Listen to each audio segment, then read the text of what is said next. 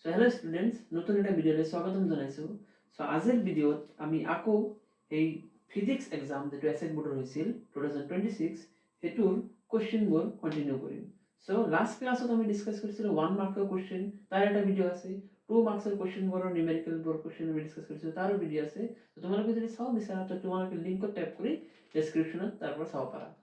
এতিয়া আজিৰ ভিডিঅ'ত আমি ডিছকাছ কৰিম কেইটামান আৰু ইম্পৰ্টেণ্ট নিউমেৰিকেল যিবিলাক আমাৰ এছএক বোৰ্ডৰ ফিজিক্স কুৱেশ্যনত আহিছিল।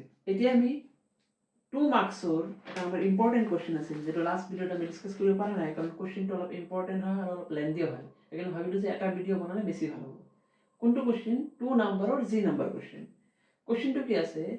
A square loop of side 10 cm and the resistance 0.5 ohm is placed vertically in the east-west plane.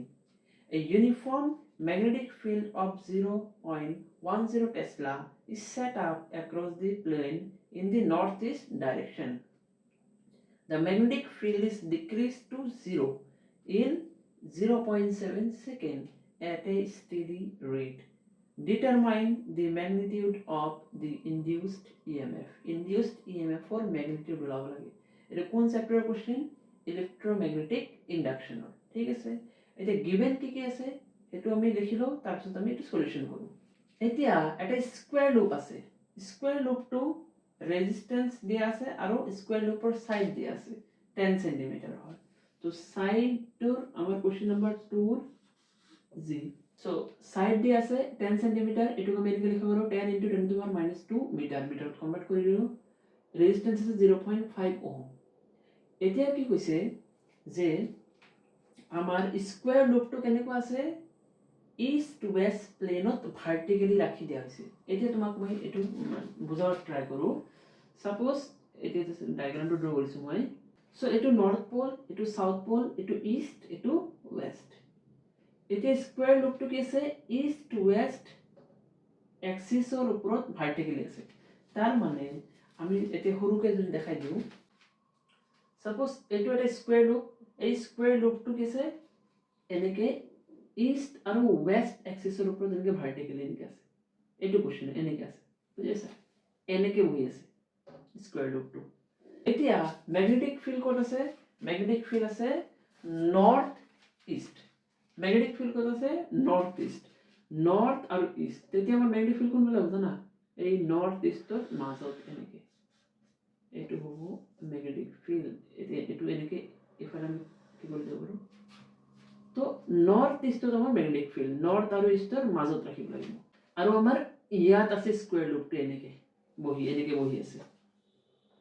এটা ম্যাগনেটিক ফিল্ড কিমান দিছিলো? ম্যাগনেটিক ফিল্ড দিছিলো, ইয়াত দুটা ম্যাগনেটিক ফিল্ড আছে। সো ইনিশিয়াল ম্যাগনেটিক ফিল্ড, প্ৰথম যেটো ম্যাগনেটিক ফিল্ড আমাৰ সেটআপ কৰিছিল এটো কিমান আছিল?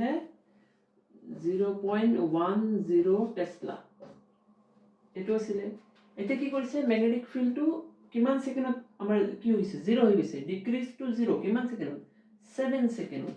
মানে final magnetic field BF, final magnetic field কিমান হ'ব? 0 টেসলা। ঠিক আছে। আৰু কিমান টাইমত ডেল্টা কিমান টাইমত ডিক্ৰিজ হৈছে?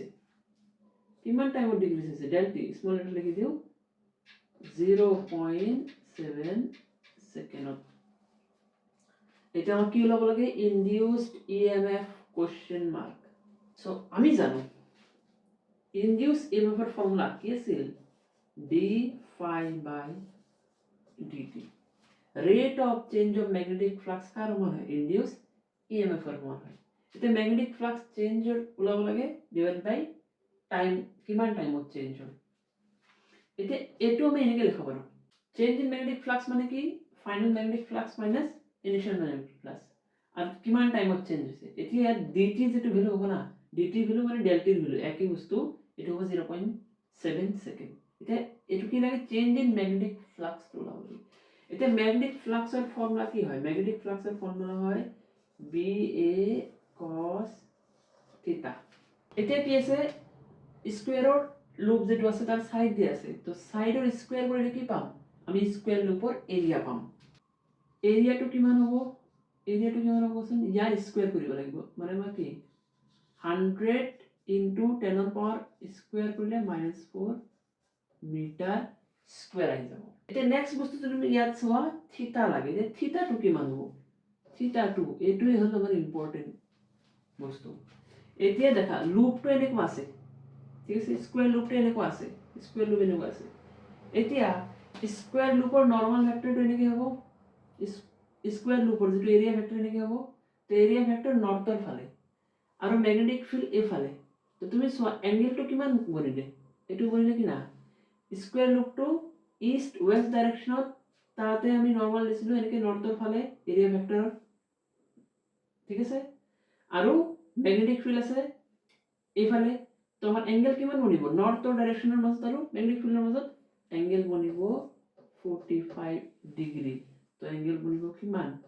45 ডিগ্ৰী বনিব এতিয়া তুমি ডাইৰেক্ট কি কৰিলে হ'ল এইটো ফৰ্মুলাত তুমি পুট কৰি দিবা কেনেকৈ পুট কৰিবা দেখা ইজি EMF ইকুৱেল টু আমাৰ কি হ'ব ফাইনেল মেগনেটিক ফ্লাক্স তো ফাইনেল মেগনেটিক ফ্লাক্স মানে ফাইনেল মেগনেটিক ফিল্ড এৰিয়া কি থাকিব ফাইনেল মেগনেটিক ফ্লাক্সৰ কাৰণে যেটো থাকিব ইনিশিয়াল মেগনেটিক ফ্লাক্সৰ কাৰণে লুপটো তেটো আছে চেঞ্জ হোৱা নাই তো এৰিয়াটো এই থাকিব আৰু cos থিটাটো আমাৰ কিমান থাকিব থিটাটো আমাৰ 45 থাকিব মাইনাস এতিয়া নেক্সট ইনিশিয়াল মেগনেটিক ফ্লাক্স তাৰমানে ইনিশিয়াল মেগনেটিক ফিল্ড থাকিব ইয়াত বাকি a আৰু cos 45 টো আমাৰ কি থাকিব সেম থাকিব cos 45% থাকিব আৰ তলত আমাৰ কি আছে ডেল টি আৰু dt একে বস্তু change in time to time কিমান আমার কি আছে ফ্লাক্স চেঞ্জ হৈছে এটো হ'ব 0.7 সো এতিয়া দেখা e ইকুৱেল টু আমি লিখিব পাৰো দেখা a cos 45 common so bf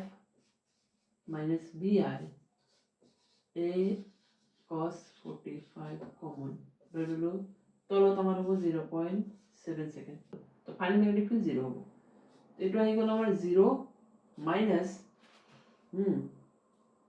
B initial কিমান আছিল 0.10 টেসলা আছিল এরিয়া কিমান হ'ব 100 into 10 ৰ পাৱাৰ -4 divided by 0.7 এটো হ'ব আমাৰ EMF এটা EMF ইকুৱেল টু কি আহিব নেগেটিভ সাইন আছে এতিয়া এটা ইম্পৰ্টেন্ট বস্তু নেগেটিভ সাইনটো জাস্ট কি বুজায় ম্যাগনেটিক ফ্লাক্সটো ডিক্রিজ হৈছে সো এখানে আমি আনসারত নেগেটিভ সাইন লিখিলে হ'ব নিলিখিলে হ'ব নিলিখিলে কোনো অসুবিধা নাই কারণ EMF টো এটা ধৰণৰ এনার্জি হয় সো নেগেটিভ সাইন যে চাইছে ম্যাগনেটিক ফ্লাক্সটো বা ম্যাগনেটিক ফিল্ডটো কম হোৱাৰ কাৰণে নেগেটিভ সাইন আছে মানে নেগেটিভ সাইনটো আমি ইগনোৰ কৰিব পাৰো জিৰো তো নাই সো আনসার আহিব 1 মিলি ভোল্ট আর এটো কি হয় এনসিআরটি এর কোশ্চেন হয় এনসিআরটি আরেকটা বস্তু ওলাব দিছে তাতে কারেন্ট ওলাব দিছে কারেন্ট কিমান হ'ব সো আমাৰ লগত ৰেজিস্ট্যান্স আছে ইএমএফ আছে কাৰেন্ট আমি ইজিলি ওহমস ল ইউজ কৰি ওলাব পাৰিম সো ইএমএফ হ'ব 1